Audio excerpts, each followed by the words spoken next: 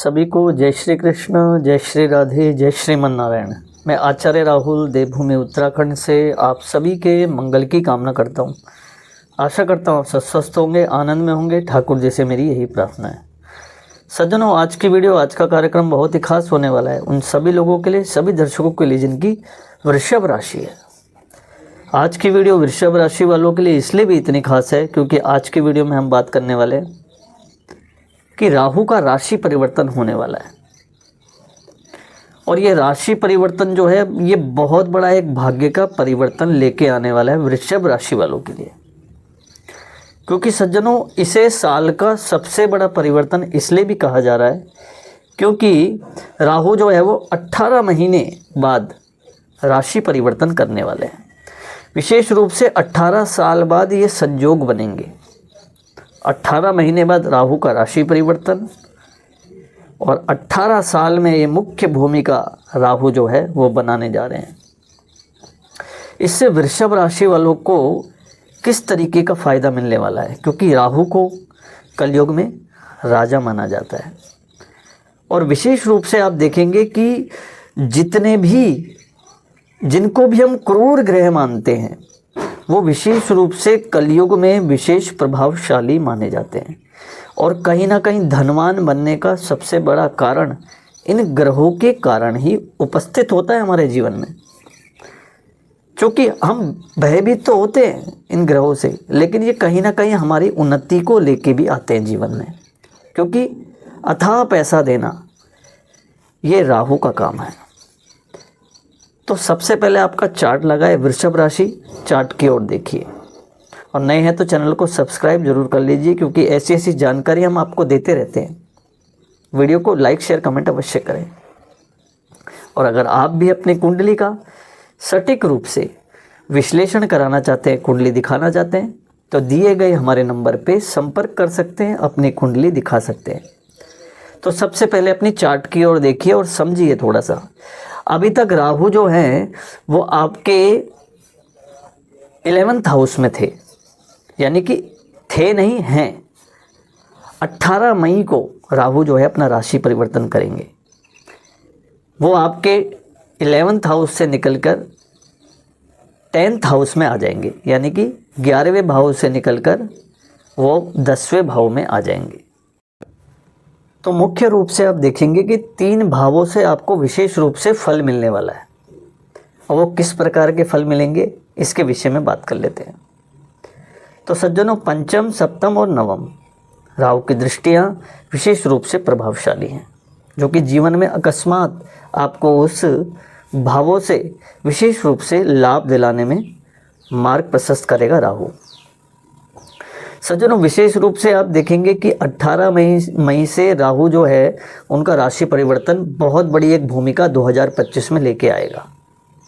लेकिन साथ साथ ही राहु जब पंचम दृष्टि से आपके द्वितीय भाव में देखेगा, द्वितीय भाव होता है धन का भाव, धन से जुड़ी हुई समस्याएं, ये राहु के द्वारा आपको प्राप्त होने वाला फल है।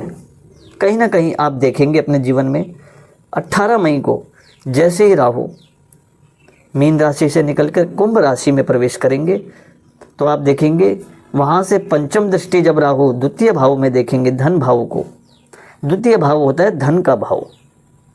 जीवन में जितने भी धन संबंधित आपको परेशानियाँ चल रही थी, जितनी भी समस्याएं, अब वो समस्याएं किसी से भी रिलेटेड हो सकती हैं, चाहे वो व्यापार से रिलेटेड हो सकती हैं, चाहे वो परिवार से रिलेटेड हो सकती हैं, चाहे वो नौकरी से रिलेटेड हो सकती हैं, चाहे वो शिक्षा से रिलेटेड हो सकती हैं।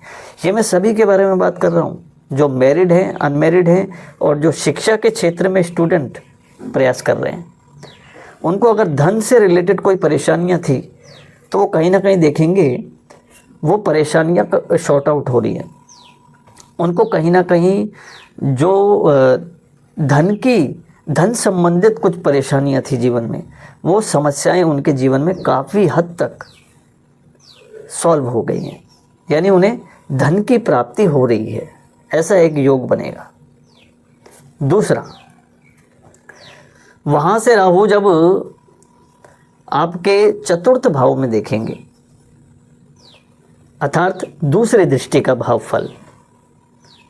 प्रथम दृष्टि का आपने सुन लिया, दूसरी दृष्टि चतुर्थ भाव में जब बैठेंगे, चतुर्थ भाव होता है मातृ स्थान, सुख का स्थान। विशेष रूप से गाड़ी, वाहन और भूमि और भवन, ये चतुर्थ भावों से देखा जाता है। तो राहु जब अपनी सप्तम दृष्टि से चतुर्थ भाव को देखते हैं तो विशेष रूप से देखिए, इसमें एक समझने वाली बात है, बाकी सब आपको बहुत अच्छा एक रिजल्ट देने वाली है। सबसे पहले समझने वाली बात कर लेते हैं। देखो, चतुर्थ भाव में राहु का बैठना कहीं ना कहीं भूमि संबंधी लाभ कराएगा। जिनके भूमि संबंधित योग नहीं बन रहे थे उनको भूमि संबंधित प्राप्ति, मकान संबंधित जिनके योग नहीं बन रहे थे उनके मकान संबंधित भवन की प्राप्ति, वाहन संबंधित योग नहीं बन रहे तो वाहन संबंधित प्राप्ति। तो विशेष रूप से द्विपद चतुष्पद यानी गाड़ी, घोड़ा, भवन और भूमि, इनका फायदा होना, ये विशेष रूप से राहु के कारण योग बन सकता है। विशेष रूप से इसमें सावधानी ये रखनी है कि आप गाड़ी चलाते समय बहुत ही सतर्क रूप से आपको गाड़ी चलानी चाहिए। हालांकि जो होना है वो तो होना है, नियति में, प्रारब्ध में जो लिख चुका है वो तो निश्चित रूप से होता ही है। लेकिन उसके साथ साथ अगर हम सावधानियां रखें तो जीवन और भी मंगलमय हो सकता है, क्योंकि कर्म का खेल ही सब देखा जाता है। तो एक सावधानी जो मैंने आपको बताई वाहन संबंधित, और अंतिम में राहु की तृतीय दृष्टि नवम दृष्टि षष्ठम भाव में पड़ेगी, पूर्ण दृष्टि, जिसका फल विशेष रूप से ज्योतिष शास्त्र में तो ये तक कहते हैं राहुर बाहुबलम करोत सततम। राहु जो है वो बाहुबल बल प्रदान करता है, यानी कि ऊर्जा, बाहुबल प्रदान करता है। लेकिन कहीं ना कहीं षष्ठम भाव में राहु की नवम दृष्टि से आप देखने को मिलेगा। कहीं ना कहीं मैं आपको एक बात बताना चाहूँगा कि अगर आप बाहर के खाने के ज़्यादा शौकीन हैं तो थोड़ा सा अवॉइड कीजिए। ज़्यादा गरिष्ठ भोजन जो ज़्यादा स्वादमय हो, मधुर हो, रसमय हो, उससे थोड़ा सा दूरी बनाए रखें। शुद्ध सात्विक भोजन आपको ग्रहण करना चाहिए, जो कि आपके शरीर के लिए भी ठीक है। और मैं तो कह रहा हूँ कि योग भी आप कर सकते हैं। योग आपके लिए बहुत अच्छा है इस समय, क्योंकि राहु कहीं ना कहीं समाधि भी दिलाता है। राहु केवल खराब नहीं है, बहुत अच्छी पोजीशन में ले जाने के लिए राहु बहुत एक सार्थक है जीवन में। विशेष रूप से राजनीति के क्षेत्र में वो भी राहु का खेल बहुत बड़ा है। तो कहीं ना कहीं राहु बाहुबलम करोतु सततम, राहु बल में वृद्धि करता है। लेकिन उसी के साथ साथ थोड़े से नियम जो जीवन में अपने वृषभ राशि वालों को लाने पड़ेंगे। तो देखिए, सबसे पहले धन प्राप्ति का योग बहुत सुंदर राहु के राशि परिवर्तन को लेकर वृषभ राशि वालों के लिए, भूमि, भवन, मकान संबंधित योग, और कुछ शारीरिक रूप से बाहुबल आपको प्राप्त हो, ऐसा एक महा उपाय। लेकिन साथ साथ उसके साथ साथ सावधानी कि अपने भोजन का ध्यान रखें, शुद्ध सात्विक आहार आपको करना चाहिए। तो इस प्रकार का एक राहु 18 महीने बाद राशि परिवर्तन करेंगे, जो कि वृषभ राशि वालों के लिए बहुत ही मंगलता और दिव्यता से भरपूर ये योग रहने वाला है। तो आशा करता हूँ मेरी बात आपको समझ में आएगी। तब तक के लिए अंतिम में एक बात बोलूँगा, छोटा सा उपाय जो मैं बताना भूल गया वो आप कर लीजिए। प्रतिदिन भगवान शिव को जल अर्पित करें और नियमित रूप से भगवान सूर्य को अर्घ्य देना प्रारंभ करें। नमस्कार।